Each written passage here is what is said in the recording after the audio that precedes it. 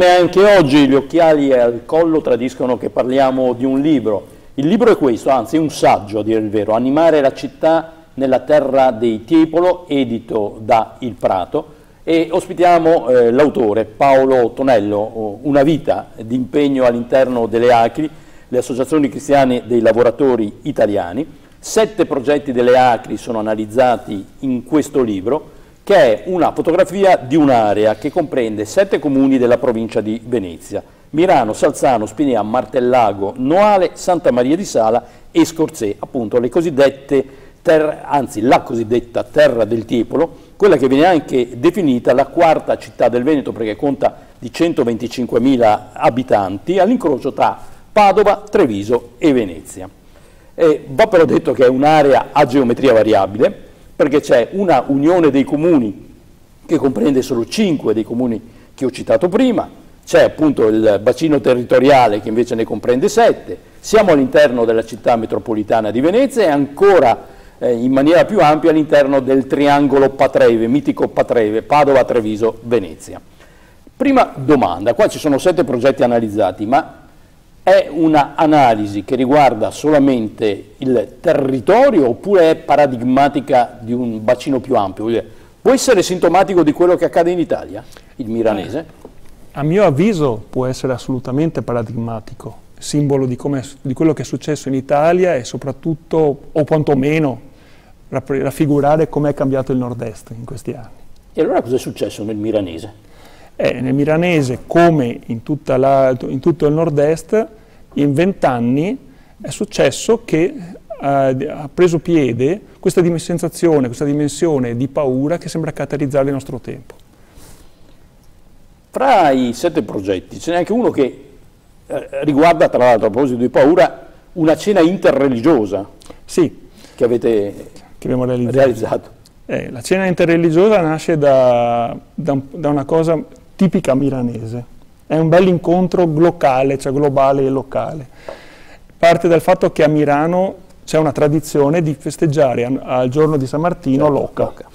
Il gioco dell'oca in piazza. Esatto, il famoso gioco dell'oca in piazza. La Proloco di Milano, guidata da Roberto Gallorini, ha fatto un bellissimo lavoro in questi anni di promozione territoriale partendo da un simbolo di Milano che è l'oca, un simbolo gastronomico.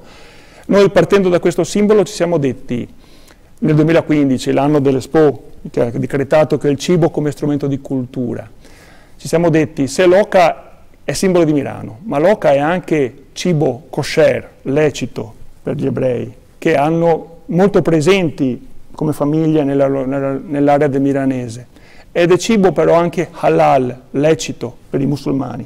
Perché non poteva essere un'occasione di incontro tra le due culture e un'occasione di dialogo tra soggetti diversi? E ha funzionato. Anche se, mi raccontava prima fuori onda, è arrivata all'indomani della tragedia del Bataclan, con tutti i problemi di ordine pubblico che ha comportato. Sì, è stato il momento di paura, di tensione che ha preceduto questa cena. Questa cena è stata attesa con molto favore dal pubblico, abbiamo avuto subito la piena condivisione da parte della comunità ebraica di Venezia e della comunità musulmana di Venezia. Ed era prevista il 17 novembre, cioè a pochi giorni a ridosso della festa dell'oca e del gioco dell'oca di Milano. Nessuno avrebbe pensato che il 17 novembre 2015 sarebbe stata la data che sarebbe venuta poco dopo a quella del 13, a quell'episodio del 13 novembre che è stato il giorno dell'attacco a Parigi da parte dell'ISIS. In cui ha perso la vita anche una veneziana. Valeria Solesin. Torniamo a parlare di dati economici, adesso ci siamo permessi una digressione agroalimentare. Tra i materiali che ci sono stati forniti ci sono anche alcuni diagrammi che riguardano ad esempio l'istruzione nel territorio e in particolare poi l'inserimento dei giovani del territorio all'interno della realtà produttiva locale. Certo, è anche uno dei simboli di come è cambiato il territorio. Il milanese ha il dono di avere un centro scolastico di eccellenza, che è la Scuola Superiore di Milano, e 2 università. Ma quello che hanno certificato le ACLI sull'onda di quello che sono studi molto più autorevoli è che negli ultimi anni il potere dell'istruzione si è fortemente cambiato. il valore dell'istruzione è cambiato, perlomeno a livello economico. Già nel 2001 si certificava che nel Veneto, decretava l'Agenzia Veneto Lavoro, c'era un posto per un posto da laureato ogni 10 laureati, gli altri 9 avrebbero avuto una dimensione lavorativa inferiore alle loro qualifiche. Quel dato che vedete nel video rappresenta invece soprattutto gli ultimi effetti successivi alla crisi del 2008. Quelli segnano la perdita di valore salariale dei laureati di primo livello e dei laureati di secondo livello. Nel primo caso hanno perso il 22% del potere economico del loro stipendio e quelli di secondo livello il 17%. Allora, 1 su 10 trova occupazione in ambito locale e per giunta, insomma, diciamo, non retribuita in maniera almeno all'inizio non retribuita consona. Ecco, e questi giovani emigrano? Esatto. E mantengono il rapporto col territorio?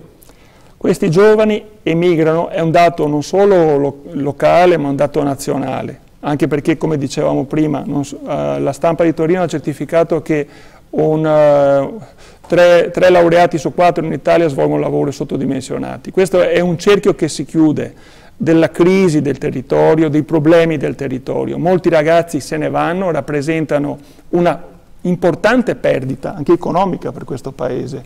Giovanni Tria, ex ministro dell'economia, ha certificato che l'emigrazione di intellettuali italiani all'estero costa al Paese un punto di PIL all'anno.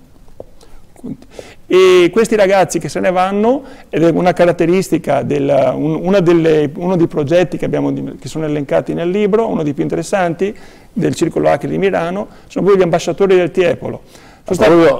La RAI TV7, il settimanale RAI, ha dedicato un servizio in cui c'era uno dei figli del milanese, insomma. Il simbolo del milanese in Corea, l'uomo più famoso l'italiano più famoso in Corea, come ha scritto il Sole 24 Ore, tanto che il Presidente della Repubblica, Sergio Mattarella, gli ha conferito l'Ordine della Stella, che gli ha consegnato l'ambasciatore in Corea, Marco Della Seta, proprio per come ha promosso i rapporti di promozione culturale tra Italia e Corea del Sud. E tanto per farlo conoscere anche a noi, nome e cognome?